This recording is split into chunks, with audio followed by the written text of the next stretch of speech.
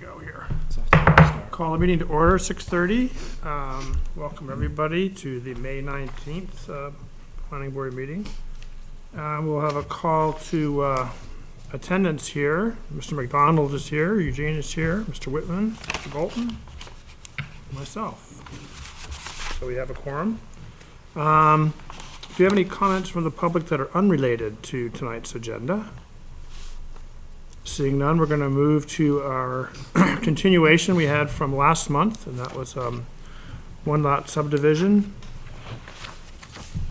for Bertha Fowler, and that is PID 228012. And the situation last month was that Mr. Fowler came to do the presentation, but he came late because he misunderstood the time. The abutters had already left. We did allow Mr. Fowler to explain and do a presentation of the subdivision, and we continued to this month to hear if there were any more questions or input from abutters or other interested parties. So that being said, I think I would like to open the public hearing again. It is now 6:32, and I would ask if there's anyone here that would like to comment on this subdivision by the Fowlers. Please state your name and where you live. My name is Carolyn Kent, officially, but everyone calls me Rich. And I'm here from representing the Penn Baker Land Trust, which is the land trust that is responsible for monitoring the easement that's on the portion of the land that this subdivision includes. Actually, about 8 of the 13 acres is land that's in the conservation easement. So we're just here in support of the application for the subdivision. We're pleased to have another landowner in Plymouth that sees the value of having property in a conservation easement, so that's a plus for our side in terms of that. Our job as the land trust is to monitor the property that's been put in the trust and to make sure that the conditions of the land trust are maintained. And we do that by monitoring the land every on a yearly basis, where we go onto the land and check to make sure that the conditions are being met. One of the conditions that we were particularly watching is making sure that there were no driveways planned that would take place on the easement portion of the subdivision, and we can see from the map that the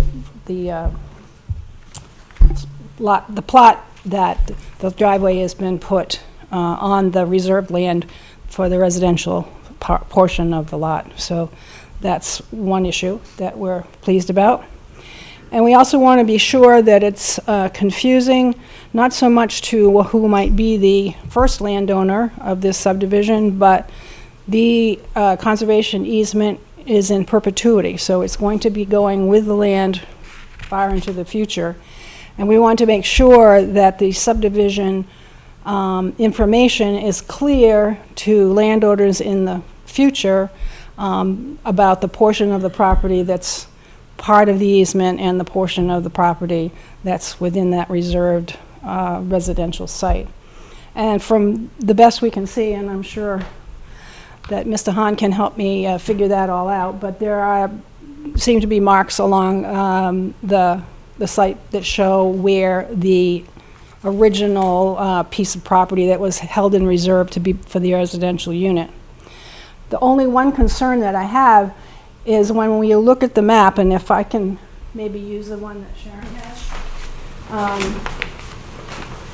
I think all the notes and everything make it clear, but the part that I just think might be a little misunderstanding for somebody who's looking at this for the first time, maybe a future landowner, is that the little marking here that says see conservation easement deed, and as you can see there's these little squiggly lines that kind of go to what appear to be the edges, whereas this one, the one that goes, I guess it would be to the west, the conservation easement actually pretty much surrounds this, and this kind of gives the impression that it might end here at the stone wall. Yeah, we had, Tom, if you want to join Mrs. Kent, so maybe, because I mean, We were a little it's- confused before. It's clear, if you read all the notes and everything that are here, that, you know, this is the original Site C, but that these little squiggly lines, which kind of say C Conservation Easement, kind of looks like it ends at the stone wall, when in actuality it goes all the way here and all the way here. So- That line's indicating the boundary of the easement, isn't that correct? No. No, No. it isn't. To the stone wall. And if, you know, You see what I'm saying? Yeah, this part right here with the arrow. Yeah, in the so it seems like easement, it but ends- basically, It should the extend lines that to have here. the Well, bearings and it distances actually is all on them, this part. Right. that's the boundary of the boundary between the residential site and the easement land. So this note here with the arrows is only referring to, there's a clause in the easement, this 4C clause in the easement that refers to this field that I think allows it to be maintained and mowed. As a field, and yeah. As a field. Oh, So okay. that's all that is. Okay, so referring that's to. what you're doing to that, okay. Yeah. So you're just relying then on the notes that you have here for future landowners to be able to understand that all of this is Yes, part of and the fact standard. that the bearings and the distances, you know, that define or Can outline you boundaries. trace the boundary of the easement? for Of me? the easement? Yeah. Oh, the easement is, if you want me to trace it, yeah, it comes, yep, here. And on just on. Oh, this just one. on this? Yeah. Oh, yes, it's in this L-shaped portion. So this Okay, so is it the, goes from here, Yeah. like this. yes, This is the yeah, 5 it's everything acres. outside of this For residential the house, site. right, and then this is the 8 acres Correct. balance in the easement. Could it maybe be more graphically? Here's Here. a picture of it. Here's a picture of it without the subdivision. This is from the, it's actually, I think the base map is the same. Yes, it is. It's just that this has been put on top of this one. Mhm. So this is the one that came with the conservation easement. And this shows you what the original Site C was. Whoops, I went too far. This shows you where the original Site C is. This right here. Okay. And I suppose is if it would help to clarify, we could take that field note out of there Uh-huh. for the subdivision plan. Well, Or I'm it's- not it's all objecting good. to the way it is. I just want it to be very clear for future owners of this property in perpetuity. Because as we monitor that property, one of the things that we will need to be monitoring is to be sure that the activities that are taking place in C, the lot that was withheld from the easement, are different than what could be done in the conserved land. So there are restrictions in terms of what can be done in the conserved land. And the owner of that property has land that's in the easement, so they would need to abide by those. I guess if I was a prospective buyer and I looked at this, I wouldn't know where the easement was. By looking at it, anybody else? Well, the Like- piece that surrounds the 5 acres, that line that shows the balance. So there's this line for the 5 acres. I think the topo makes it busier, but it's, It- we require the topo, so. If I had to pull this file for someone or look at it myself, something that had transpired several years back, I'd be very confused. I mean, just, because we want to have, no offense, Tom, but, you know, it's for when, in the future, someone comes back, it's not immediately evident, so you get into. I guess if it. There are notes. There are a lot Right. of notes, but unless you're sitting with the easement in front of you, it's A darker line, perhaps, or something? It's hard. Are there better ways to notate it, or is that just, standard conventional notations as far as boundary lines? And, I mean, so anyone like looking at this in the future will probably realize, oh yeah, it's bounded by that marker and that line. So this, from this point to this point, this is an interrupted line, is that correct? That's the line between the easement and non-easement. Okay, and that continues this way. Right.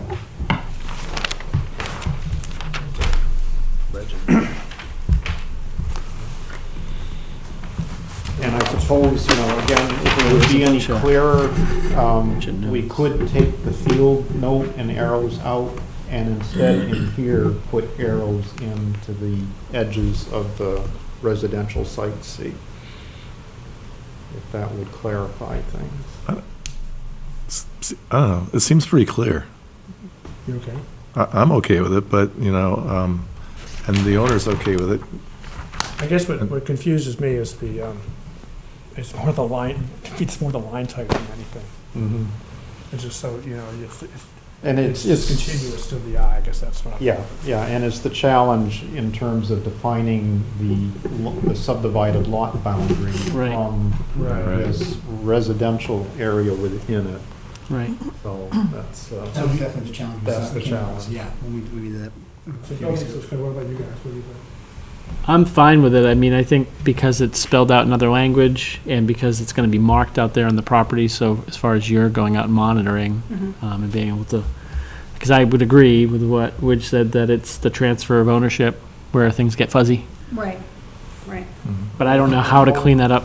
one thing that could be done there is in the deed conveying the lot, that the residential site could be, defined, with bearings and distances. So Sure. someone could take the deed and compare it to the plan, and it would be clear there in terms of going into the future for, future title abstractors Yeah. and future conveyance. As long as there's a big breadcrumb, so we don't have to pull everything in. That would work. Okay, so what do we want to do here? We want more clarity on the plan, we want more clarity in the deed. I think the deed's what future homeowners are more likely to see, right? I think so. That, certainly attorneys or whoever's, writing the deeds are going to be referring to the plan. But the thing that's going to be the most obvious as time goes on in future conveyances would be the deed. That would work for me. Do you want to, when you get to that point, list that as a condition of approval, just so it's notated? Not as a punitive thing, but just so it's notated? Okay, makes sense. Do we have any other comments? No, that's fine. No? Okay, we're going to close the public hearing at 17:07. And back to the board, we want to have a condition that the deed contain language that defines the easement relative to the allowed building site. So moved. Do I have a second? I'll second. Oops, sorry. Randy can. Okay. All in favor, say aye. Aye. All right. So we've accepted this subdivision with the condition that the deed be updated to include language.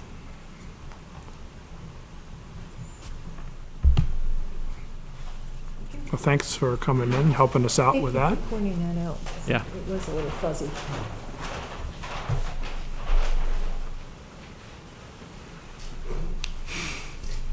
Have a Mylar? Okay. Sign now, or, I've got some other copies here. If you want to wait a few minutes, I can sign them tonight. Okay, that before would you be Yeah. wonderful, just a copy for the farmers, a copy for us. That would be wonderful. Okay, so, That would work, yeah. I didn't bring that. do you have any new business from anybody? No, just a reminder of next Thursday. If you wanna- Yep, we're, Eugene and I have been beating the bushes for participants, and I think we're gonna have a pretty good turnout. The chief of police has a secret mailing list of all downtown businesses, and he was kind enough to forward our invitation to all the downtown businesses. We spoke to Walmart and Tractor Supply, some of the developers around, and should be good. Did you get Brian Young too, or? What's that? Was Brian Young, did you, He should, I think he's gonna be there. okay. Yeah, I talked to him, he said he's gonna make it. And I left a message for Sir Michael, but I haven't heard back from him, but I assume he'll be there. I think he was at last week's meeting, wasn't he, Sharon, with Sir Michael? Beg your pardon? Was Sir Michael at Yes, last he was. week's meeting? Yeah. Yeah. The only person I haven't talked to yet is Alex Wright. If anyone has his mobile number, that would be That helpful. wasn't.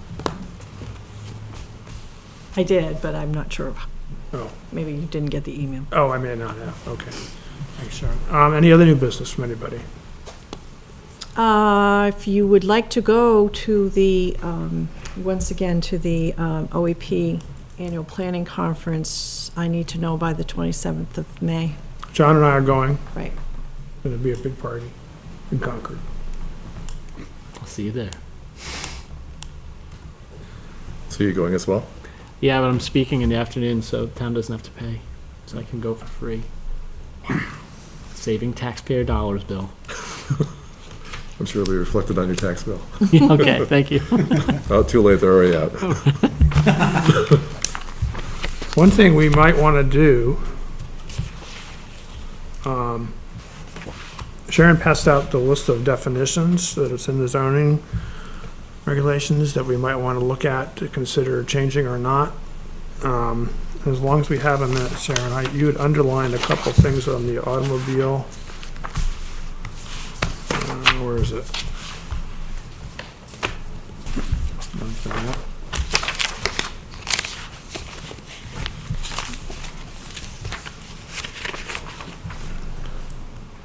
Auto service station is not a sales or major repair agency.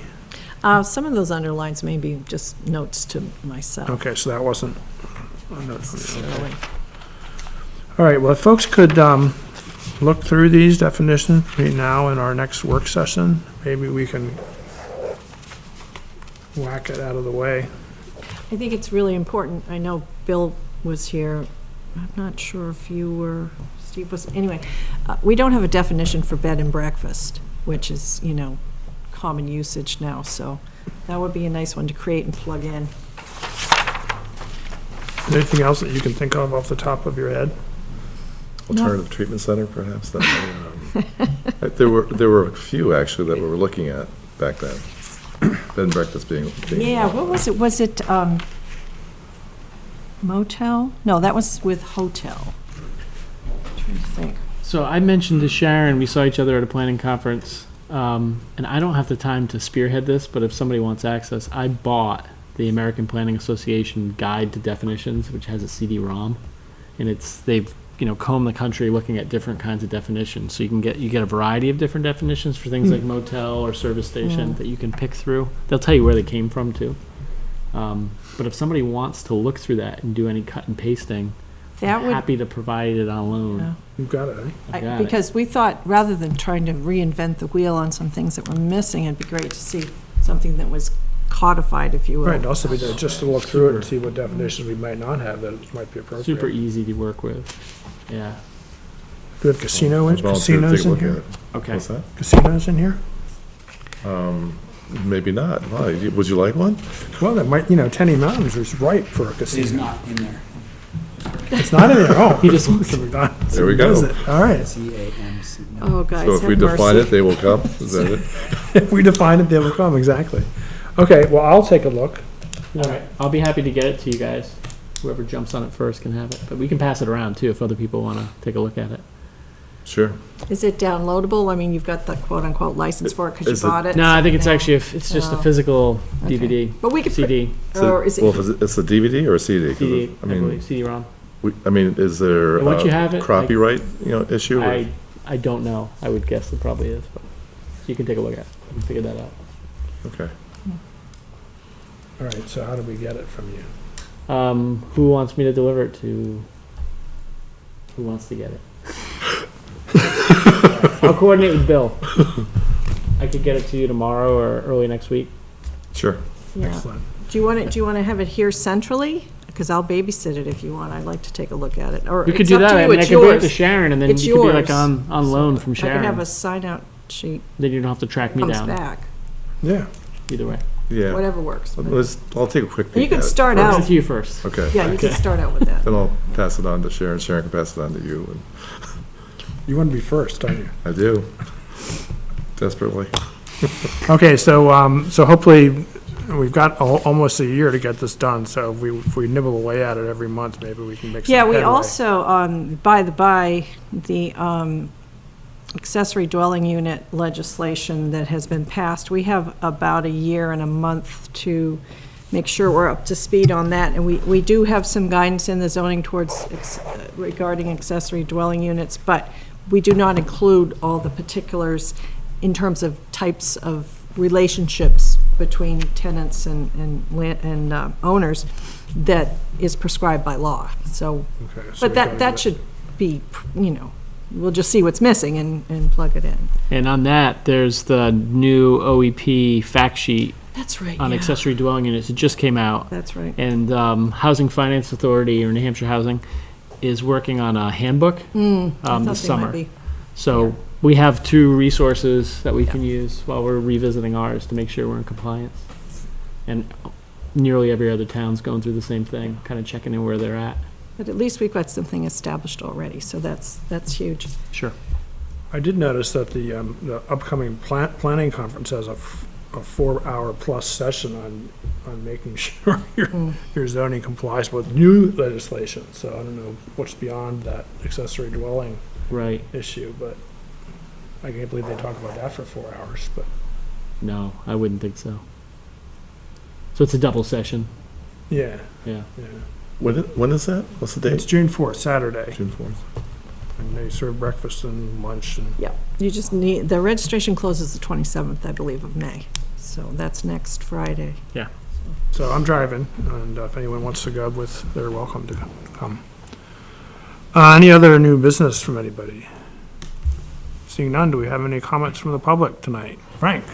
Yes, Frank Miller. In this definition guide, I think there are 3 key guides that we need to make sure that we're in compliance with as far as contiguity of words, and that is the International Building Code. It has a description of various uses of property, and your fire codes and your life safety codes system, and your legislative codes descriptions that are in the RSAs. I think it's book 1.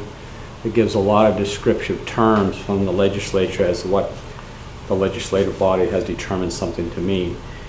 That would keep our ordinance within the legal, lawful, and valid descriptions, because if you get into a contentious legal battle, the thing that the courts are going to look at is the agencies having the authority to act. And that would be the International Building Code, which we are a signer of, and the fire codes, which the state is part of, and then what the state legislature has determined to meet those codes. So if we use those, which probably are reflected in that list, but we did this once before. I went through all those code systems for housing, what was the bed and breakfast, what was multifamily.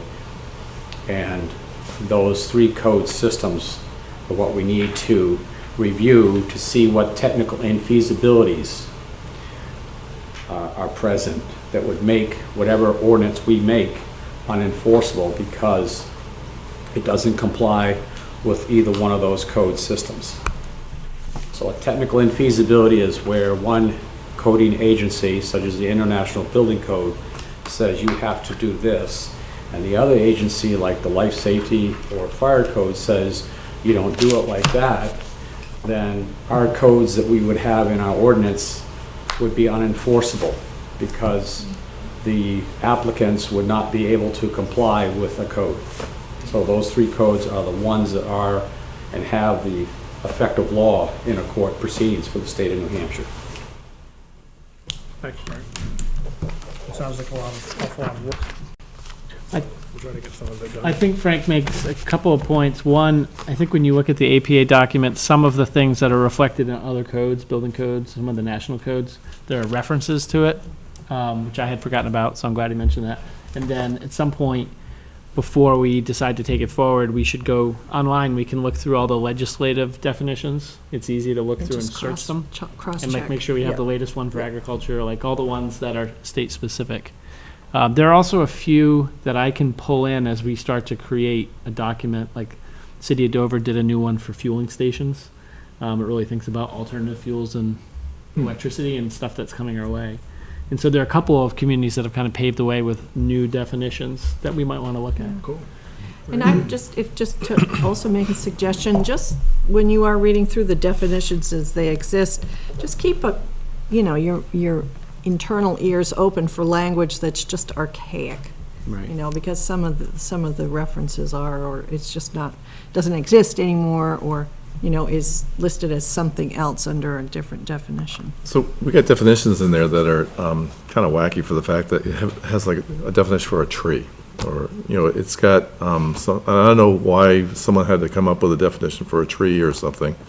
And, I'm sure it's not covered by any code system.